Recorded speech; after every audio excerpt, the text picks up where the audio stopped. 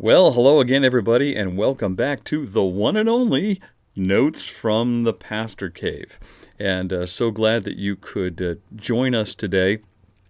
And just before I get going, I want to remind you we need subscribers. We always need subscribers. Even if we had a zillion subscribers, we still need more subscribers because the more subscribers we have, the more that improves our situation on YouTube, the more people will get to see our message and see what we're doing. So please subscribe. Even if you've been watching and you haven't subscribed yet, please go ahead and subscribe because it's kind of important to the YouTube numbers game. And of course, we would love you to like, and we would love you to comment. And in particular, when you subscribe, make sure you hit that little bell, which means you'll get an update whenever we post a new video. And you might notice, some of you who are regular watchers of this, we're a little late this week with getting out. Every week we put out 2 videos. We're a little late this week in getting out our first video, and that's because the master of the Pastor Cave, his life is madness right now, and it will continue to be madness really through the first week of August. So if you're the type of person, and I hope you are, if you're the type of person to pray for pastors, please remember me. And Lord, I pray for that Pastor Cave guy because he's going to lose his mind. It's just going to be really, really rough the next couple of weeks. So if you happen to remember, please shoot a little prayer. I was going to say my way, but don't shoot it my way. Shoot it to the Lord about my way, and that would be great. We're gonna start with Exodus 24 today, and as I'm looking at the notes and everything, it seems to me I think we're going to be here for a little while, and what's happening here at the very beginning of the chapter, Exodus 24. It says, the Lord said to Moses, come up to the Lord. Okay, so Moses is up on the mountain, and all the people are down in the valley around the mountain. And Moses has already met with the Lord, has come down. Now God is instructing Moses again. He says, this time I want you to come back up, you and Aaron.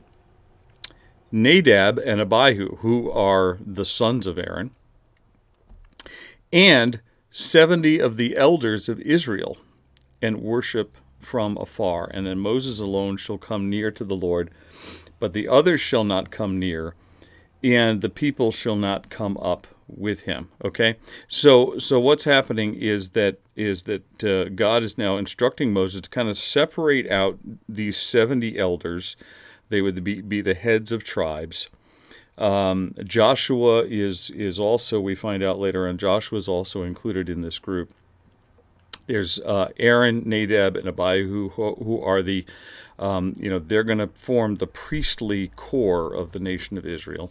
And Moses, so, roughly 75 people. He says, I want you to separate them out. And then what happens after that is that God ends up inviting all of those people, all of that 75 or so people, up onto the mountain. And so that happens, and we get down to verse 9. Then Moses and Aaron, Nadab and Abihu, and 70 of the elders of Israel went up, and they saw the God of Israel. They saw God. And that's probably a pre-incarnate Christ, and I'm not going to get into that right now. But there was under his feet, as it were, a pavement of sapphire stones, like the very heaven for clearness. And he did not lay his hand on the chief men and the people of Israel. They beheld God and ate and drank. Okay, and that becomes important because, as we've talked about several times before, there is There is a level of personal intimacy that takes place around the idea of a meal, around the idea of a dinner table.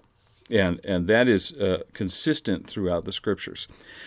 So what we see here in a roundabout way is that God invites these elders up, Moses, Nadab, Abihu, Aaron, Joshua is there, the 70 elders. He invites them up to eat with him, to have a meal with him. And that's just an Old Testament way, and really an overall biblical way of saying, I'm marking these people out as my friends.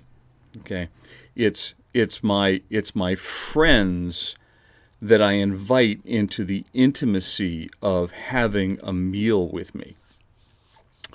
So this becomes really vitally important as we talk about the next little phase, the next little step that comes along. But even today in Middle Eastern cultures, if you go to a coffee shop with somebody and you have coffee with them, that's cool, that's fine, okay. But if your relationship evolves to the point where that person now invites you to his home for a meal, that's a whole different level of intimacy. That is that person saying, I want to be your friend, and I want your friendship, and I want the fellowship of you in my life. Okay? And this is exactly what God is saying here at the beginning of chapter 24.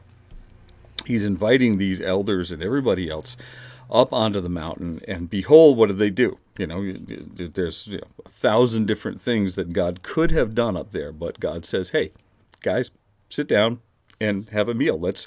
Let's eat together. And there is just an inestimable intimacy there that is indicated by that fact. Now, here's the problem. Because there's two characters here. There's Nadab and Abihu, and what we know from the scriptures, and I think we have to go up to Leviticus 10, if I remember right, is that both of those characters die. And both of those characters die because they, in their role as priests, or kind of junior priests behind Aaron, as their role of priests, they become too familiar with the process. It's just too, it's one of those things. It's to the point of neglect. It's almost like if you, fail for a long time to say "I love you" to your spouse. That's a form, because that person's become so familiar to you. It becomes a form of neglect. They neglect certain aspects of their ministry, and it leads to their death. And the whole point is this: no matter what kind of relationship you have, this is, in an Old Testament sense, this is kind of an ultimate sign of relationship. Moses, he's on a higher level because he actually has discussions and conversations with God. Okay, we would definitely put that at a higher level, but just below that would be what these guys got to do in sharing a meal with God. It's an incredibly intimate experience. It's an incredibly special experience, and it definitely says, it's God saying, I want to be intimately involved in your life. I want to be your friend. I want your friendship. I don't want to just rule over you, but I want your friendship. Okay, and it serves as a reminder to me that I've had some incredible. I haven't gone up on a mountain and had dinner with God. Okay, don't get me wrong here, but I've had some incredible experiences with God in my life. I'm thankful for every one of them. But I have just had some fantastic experiences and conversations with God, and just moments. I guess moments would be a great way to put it with God. And I've I see where I started from, and I see where I've gone from there. And there's this, there's this great growth that has taken place in my life, and I've been blessed with so much by God. And the danger there is to become too familiar with all of it. That I can actually endanger my relationship with God by becoming too familiar, by not treating it as special. And this is, this is one of the things that we have to kind of juxtapose in our lives at all time. That we are a friend of God. Very clearly, God is saying in the scriptures, you serve me, you make me your Lord, and you are my friend, right? You're a friend of God. It says it right in the scriptures. But at the same time, to understand that God is so holy and so above and so great and so much more than I am, and that every encounter that I have with God is a holy and beautiful and special encounter with Him. And so, there is this part of me that needs to make my contact with God kind of every day, because I really need that contact with God every day. But at the same time, to find a way to treat that as special, and that's the trick. That's the wall that we walk on, and we don't want to fall on either side of the wall. Because what's very clear here is that you can have kind of the ultimate experience with God. You can be on a mountain, sitting down, eating a meal with God. And then a short time later, you can be offending God, and you can be doing something that God never wanted you to do. And kind of you can be treating as familiar this relationship with God. And there's a great danger in that.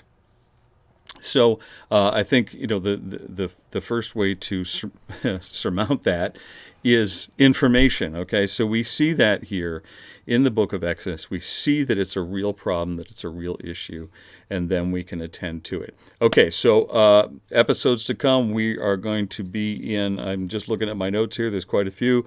We're going to be in Exodus chapter 24 for a little while. So, Vita brevis, gloria eterna. Life is short, but glory is eternal. Have a great day. God bless you.